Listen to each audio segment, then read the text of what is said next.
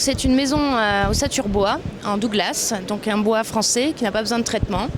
Et dans cette maison, donc, on a exposé tous les matériaux de l'écohabitat et toutes les énergies renouvelables qui sont disponibles pour alimenter une maison. Voilà, donc il y a déjà toute une gamme d'isolants naturels ou d'isolants issus du recyclage.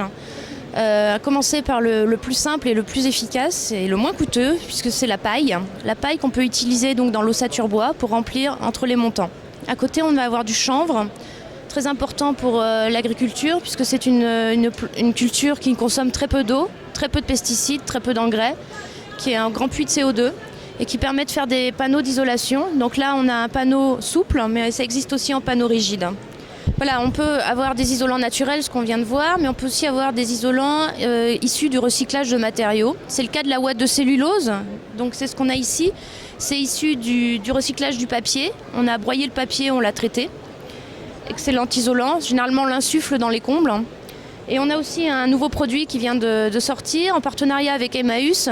C'est de la fibre textile qui a été effilochée et qui permet de faire aussi de l'isolation à partir de vêtements en fin de vie, on va dire. On capte de la lumière de l'extérieur et nous avons tout un conduit de cette lumière vers l'intérieur. De ce fait, on peut éclairer une pièce entièrement occulte.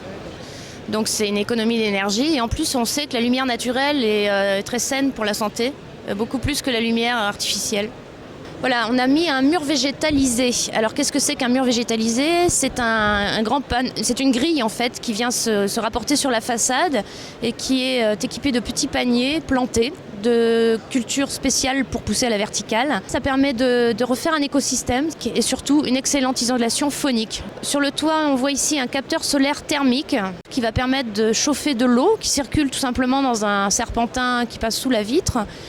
Et on va pouvoir alimenter un chauffe-eau, un ballon. Sur la gauche, vous allez retrouver de la fibre de bois compressée. Et complètement sur la gauche, vous avez des tuiles en bois. Donc c'est des tuiles fendues, ce qu'on appelle aussi des tavaillons, ce qui permet de faire des toitures entièrement en bois.